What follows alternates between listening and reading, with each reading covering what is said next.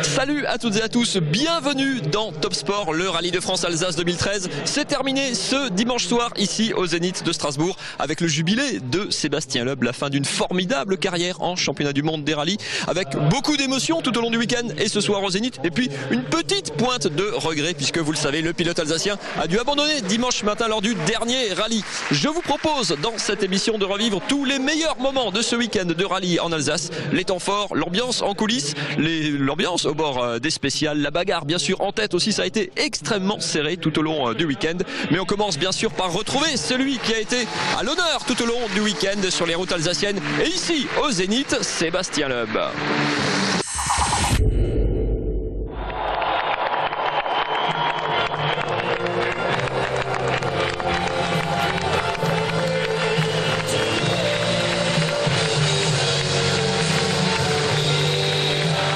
Avec Sébastien Loeb. Sébastien, on vient de le voir lors de cette cérémonie au Zénith, il y avait beaucoup d'émotions quand même qui sont ressorties. Est-ce qu'à un moment quand même face au public, quand on dit le dernier merci, le dernier au revoir, on réalise vraiment, même si la page a été un petit peu tournée l'an dernier, est-ce qu'on réalise que vraiment aujourd'hui le rallye c'est fini? Oui, c'est sûr que c'est aussi ça qui fait ressortir un peu d'émotion, hein, même beaucoup. C'est clair que c'est une page importante qui se tourne. Mon dernier rallye en mondial avec Daniel. Donc plein de bons souvenirs derrière, plein de réussites, de victoires, de championnats, de courses, etc. Donc ouais, c'est sûr que c'est un moment important. C'est une décision qui a été mûrie, hein, je l'ai pas prise au hasard. Mais c'est pas si facile que ça de tourner la page. Heureusement, je dirais, j'ai d'autres projets déjà importants parce que c'est un championnat du monde en WTCC, donc ça aide un petit peu. Je pense que sans ça serait vraiment dur. Le souvenir quand même, on a vu beaucoup d'images, il y a eu beaucoup de témoignages, vous avez revu beaucoup de gens encore aujourd'hui. L'image de cette carrière en rallye qui vous a fait flash, il y avait une image à ressortir, celle qui a fait tilt aujourd'hui.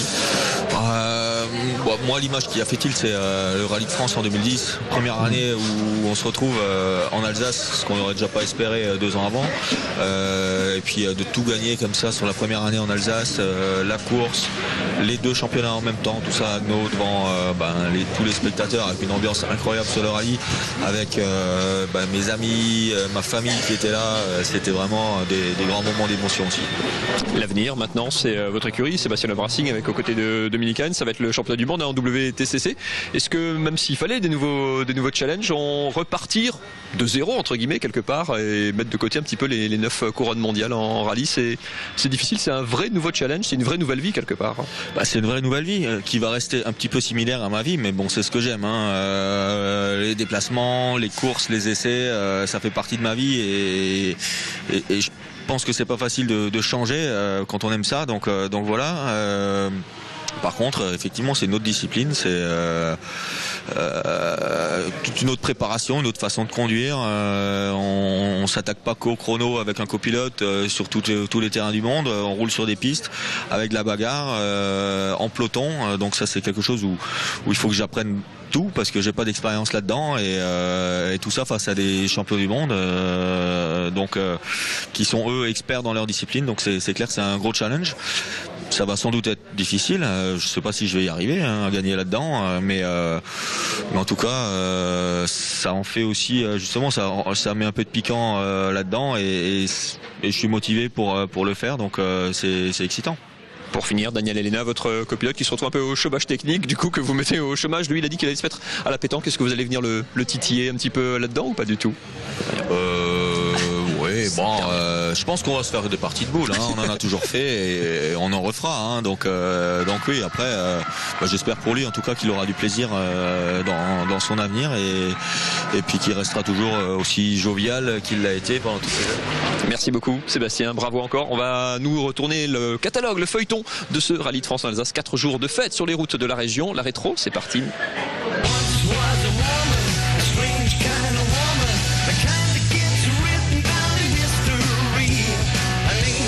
Les réjouissances commencent jeudi matin au Zénith de Strasbourg. Le public est déjà là. Au menu, des essais obligatoires, le shakedown, histoire de peaufiner les réglages pour la plupart. Mais pour Sébastien Loeb, en revanche, c'est l'occasion de reprendre en main une voiture qu'il a délaissée ces derniers mois.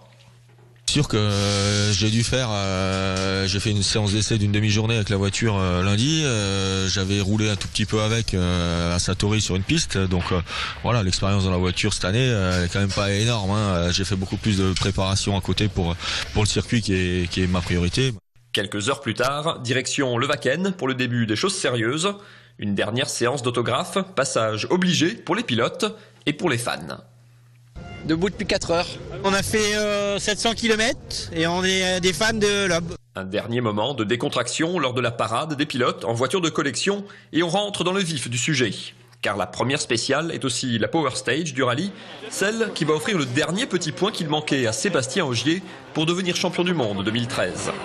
L'ancien coéquipier de Loeb chez Citroën, parti fâché chez Volkswagen fin 2011, succède donc à l'Alsacien au palmarès mondial et offre un premier titre à la marque allemande. Vendredi matin, c'est dans le vignoble que la bagarre commence. Dans les traditionnelles spéciales de Klevner, Ungersberg et Pays d'Ormont, Sébastien Loeb retrouve ses marques. Il remporte les 3 spéciales du matin et prend la tête du rallye devant Latvala, Neuville et Sordo. Sébastien Ogier, dont la nuit a été plutôt courte, perd plus de 20 secondes. Après le triplé alsacien du matin, l'après-midi, le rallye prend l'accent belge. Thierry Neuville, sur sa Ford, fait des étincelles et prend la tête du rallye devant Sordo et Latvala. Loeb est alors 4e à 12 secondes, Ogier 5e à 28. Samedi matin, c'est dans le brouillard du petit ballon que le Belge s'élance en leader. Mais le plus rapide, c'est Sébastien Ogier, revanchard après sa journée ratée de vendredi. Le nouveau champion du monde remporte 2 des 3 spéciales du matin et se rapproche de la tête. Honnêtement, je cherche pas à me trouver d'excuses, j'ai pas bien roulé, mais bon, je pense que je suis humain aussi et j'avais besoin peut-être un peu de temps aussi de souffler, de réaliser tout ce qui se passait et puis de me remettre vraiment dans la course. Aujourd'hui, c'est sûr qu'on est parti avec tout un état d'esprit. D'entrée, on voulait essayer d'attaquer et de se remettre dans le coup. Sous la pluie et dans la descente, Sébastien Loeb part à la faute dans un tête-à-queue. À la pause de midi à Colmar, l'Alsacien est assez mitigé. Les sensations ne sont pas très bonnes, même s'il remporte la 3e spéciale du pays belge. Je fais des fautes. La première spéciale, j'étais pas en concurrence. J'avais beaucoup de survirages. On a modifié un peu les réglages entre les 2 spéciales. Finalement, c'était pas mal dans la 2, sauf que je fais un tête-à-queue un peu idiot dans une épingle et je perds plus de 10 secondes. Voilà, on se retrouve à 20 maintenant. Le Belge Thierry Neuville reste leader, mais son avance s'est réduite sur la plupart de ses poursuivants. Latvala, Sordo, Loeb et Ogier sont tous à moins de 25 secondes derrière lui. Je pense qu'ils sont tous capables de revenir. Je pense qu'on roule tous à un bon rythme, on est tous en bagarre. Je pense qu'une petite erreur, tu as vite perdu beaucoup de temps et beaucoup de place. Le Belge ne croit pas si bien dire. Dans la première spéciale de l'après-midi, il crève et finit sur la jante. Le pilote Ford perd 1 minute 30. Ses rêves de première victoire en WRC viennent de s'envoler. Dany Sordo s'empare alors de la tête du rallye. Sébastien Ogier remporte encore 3 des 4 spéciales de l'après-midi.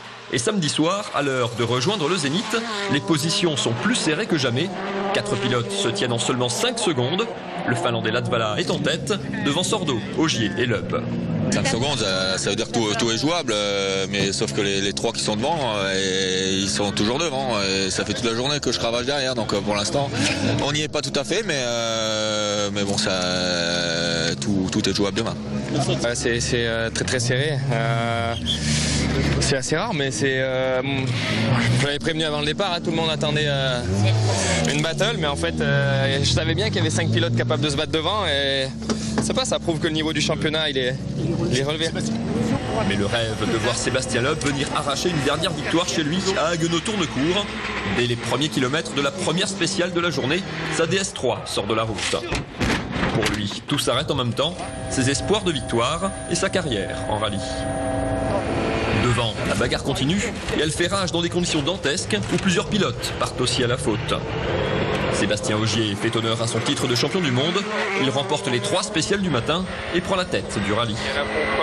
C'est des conditions vraiment très très difficiles, beaucoup de flaques d'eau dans la route.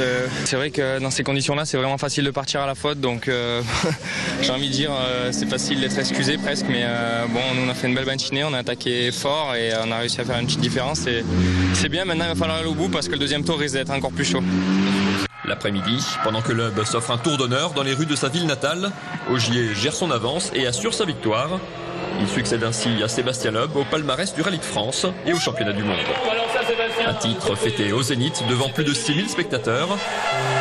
Sébastien Loeb, lui aussi, a reçu un bel hommage où l'émotion était dans les gradins comme sur la scène. La page du rallye est définitivement tournée. Et c'est ainsi que se referme la grande page consacrée dans cette émission à ce Rallye de France Alsace 2013. Il y avait encore du sport en Alsace ce week-end, ça jouait notamment du côté du Racing, des SR Colmar qui se sont imposés à Paris. Défaite en revanche de la SIG, tout ça c'est dans l'essentiel sport et c'est tout de suite. Mené 2-1 à la Méno jusque dans les dernières minutes, le Racing a été sauvé samedi soir par ce petit bijou de frappe signé Abdel Belhammer. L'ancien du Sporting de Schiltigheim arrache l'égalisation qui évite aux Bleus de connaître leur 5e défaite de la saison. Julien Perrin avait ouvert le score pour le Racing en tout début de match, mais Luznac, 3e au classement, égalisé avant la mi-temps et prenait même l'avantage en seconde période sur cette boulette de Milovan Sikimic. Le capitaine alsacien rate le ballon et Endo en profite pour battre Gauquelin. Les 10 dernières minutes sont un peu folles, Luznac manque la balle de break quand Endo trouve le poteau, tout comme Dimitri Liénard de l'autre côté du terrain. Heureusement pour les Alsaciens, 2 minutes plus tard, Abdel Belhammer déclenchait la foudre. Allez, juste pour le plaisir. Avec ce but très tôt, on a commencé à reculer très bas et c'est sûr à un moment ou à l'autre on allait être en danger. Et en deuxième mi-temps, après leur deuxième but, on a commencé à pousser, on a pu calculer parce qu'il fallait revenir au score. Colmar, de son côté, s'est offert un grand bol d'air en région parisienne. Sur la pelouse du Red Star, ce but d'Abdel Mouklil suffit à leur bonheur. Les Orinois s'imposent 1-0, leur première victoire depuis la première journée, début août. Après 2 mois sans gagner, les Verts sortent la tête de l'eau et devraient s'offrir un peu de calme après une semaine très agitée dans le vestiaire et en coulisses. On ne cherche pas à être flamboyant, on cherche à être efficace et on l'a été ce soir dans un style de jeu qui nous est propre, mais qui nous réussit lorsqu'on s'engage tous avec cette même générosité. Ouais. Après cette victoire, qui a coûté sa place à Laurent Fournier, l'entraîneur du Red Star, les Colmariens reviennent à hauteur du Racing, qui ne les devance plus qu'à la différence de but. Ce week-end, c'est Coupe de France pour les Alsaciens. Colmar sera à Geispolsheim et le Racing à Chenambourg, un club de promotion. On attendait une revanche, on a eu un match de début de saison. Pour sa première, à domicile, la SIG a débuté son championnat comme elle avait terminé le précédent, par une défaite contre Nanterre.